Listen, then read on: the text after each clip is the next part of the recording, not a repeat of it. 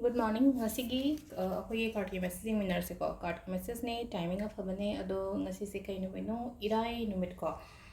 irai numit se sky blue gumba se pi be ko ketang light over blue se ko ado ahamba da akhoi card ki messaging ase aduga ai matam haijara age ko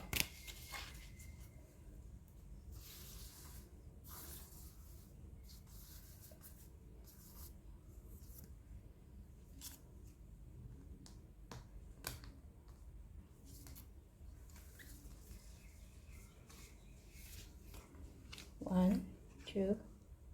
three.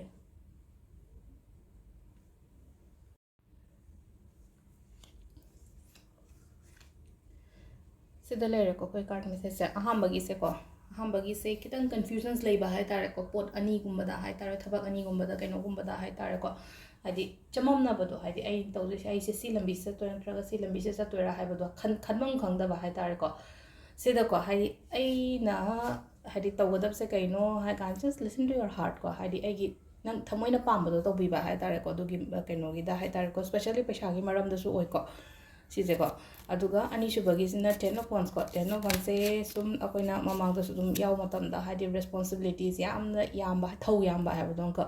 hadi ai gi damak da isha gi damak da matam khaidoni yam ka haina leite thaba yamna yame yum gi responsibilities yame mapan yes responsibilities yame mating pambini ngai mi leita ba ko taba adumaina oina oibudo adu sida mu guidance haragati hadi low mating mingonda gi hadi isha thanda hai tara ko hadi aidi hairoge khologe haragadi adu taragadi pangba minen hairani batai kanduda hadi pangano hai tare ko sida ko hadi mingonda haiba matamda ha yen thokko matamda kaiba kemta leite ba isha wa do shurupudi aduga ahum subagi sinda ko the hierophant and like ko hierophant se hadi mi leigani ko dum hadi aingonda guide tawina ba kopina ba ngasi se ko hai tare aigi mathak thungba gumna nangonda guide tawiba adumaina gumba pibadi oi ko ado si sina khoi card ki message leire aduga timing of base pung mari ga minute nifu tare tagina pung mapan ga minute kuntra tare phong leire 38 ga minute 32 dagina 12 ga minute yankai phong leire de mari ga minute ahum dagina manga ga minute kuntra mapan phong leire de nipan ga minute kun taruk dagina mapan ga minute nifu mapan phong leire de 38 ga minute 32 dagina ahum ga minute kun hunde phong ma leire ko si sina khoi gi timing ababa ko ado aina dum ha na ko hadi manifestations tawba matam ritual tawba matam da isha da full confidence hai tare ko confident leina tawbiyo thajaba thambiyo ko hadi thajada na doubt leraga tawba adai tawraga di ko hadi akhina manifesto matam da natraga any ritual tawba matam da hai tare ko hadi wana thopodo oi ko samna haibada hadi message se engoda lakpa matam sida haurakpada hai tare ko just introduction da smaini irakpa yar ko aise yang ware tawrubada daumta yadre adudo hadi normal mi amana hadi mi amada igada message na te ko adumaina igano ko henge hadi adudagi hawna dum negativity to la eba dum hamra message to dagi hawna na tabi da just hadi kenoma personal keno to say fana hadi kai to be ko pe adum bahang pana makhala moga hadi hawrak pada hadi adumaina message ira ko am yawi ko ngonda adudo na ni ko ni sida hari se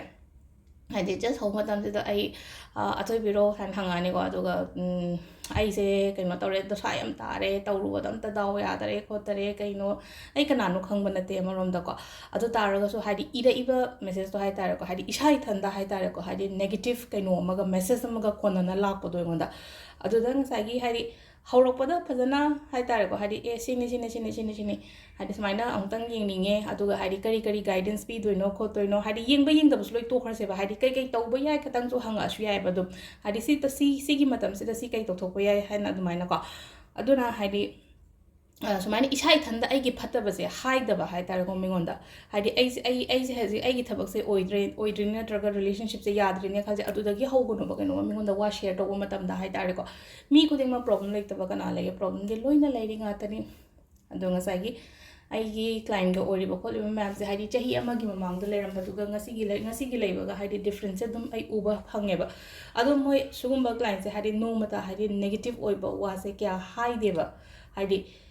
adum ko hadi se da adu do tawre dana khadang phabra khangde hadi adu dagi dum haure ba dum khara phabra khangde haibagi masha dagi dum ko hadi hanaga haroga di khara phoga phagaba male normal si positive obode kitang ingon da nungai re ko le kai na gai rak pokhopa ꯑꯗꯨꯃꯥꯏꯅ ꯍꯥꯏꯇꯥꯔꯦꯀꯣ ꯑꯗꯨꯒ ꯁꯨꯝ ꯀꯩꯅꯣ ꯍꯥꯏꯗꯤ ꯎꯁꯤꯠ ꯊꯑꯣꯏꯗꯕ ꯀꯃꯦꯟꯠꯒꯨꯝꯕ ꯄꯤꯔꯛꯄꯁꯨ ꯑꯗꯨꯝ ꯌꯥꯎꯋꯦꯀꯣ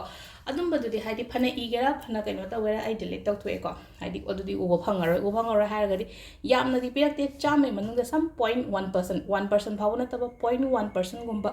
ꯑꯗꯨꯃꯥꯏꯅ ꯍꯥꯏꯇꯥꯔꯦꯀꯣ ꯍꯥꯏꯗꯤ ꯀꯔꯤꯝ ꯊꯥꯏꯅꯔꯛꯄ ꯑꯗꯨꯝ ꯌꯥꯎꯋꯦꯀꯣ ꯑꯗꯨ ꯇꯥꯔꯁꯨ ꯀꯩꯁꯨ ꯀꯥꯏꯗꯦ ꯀꯩꯒꯤꯅꯣ ꯍꯥꯏꯕ ꯃꯇꯝꯗ ꯑꯩꯅ ꯑꯐꯕ ꯑꯃ ꯁ꯭ꯄ꯭ꯔꯦꯗ ꯇꯧꯒꯦ ꯇꯧꯕꯅꯤꯅ ꯑꯗꯨꯝꯕ ꯀꯃꯦꯟ ꯑꯣꯔ ꯀꯩꯅꯣꯗꯣ ꯑꯩ ꯊꯝꯗꯦꯕ ꯑꯗꯨꯝ ꯑꯩ ꯎꯔꯒꯗꯤ ꯍꯥꯏꯗꯤ ꯐꯠ ꯂꯥꯎꯅ ꯑꯗꯨꯝ ꯀꯛꯊꯠꯂꯦꯕ ꯑꯗꯨꯅ ꯐꯅ ꯄꯤꯒꯦꯔꯥ ꯐꯅ ꯀꯩꯅꯣ ꯇꯧꯒꯦꯔꯥ ꯑꯗꯨꯝꯕꯗꯨꯗꯤ ꯍꯥꯏꯗꯤ ꯌꯥꯎꯍꯟꯅꯤꯡꯗꯦꯀꯣ ꯑꯗꯣ ꯁꯤꯗ ꯂꯩꯔꯦ ꯑꯩꯈꯣꯏꯒꯤ ꯉꯁꯤꯒꯤ ꯀꯥꯔꯠꯀꯤ ꯃꯦꯁꯦꯖꯁꯦ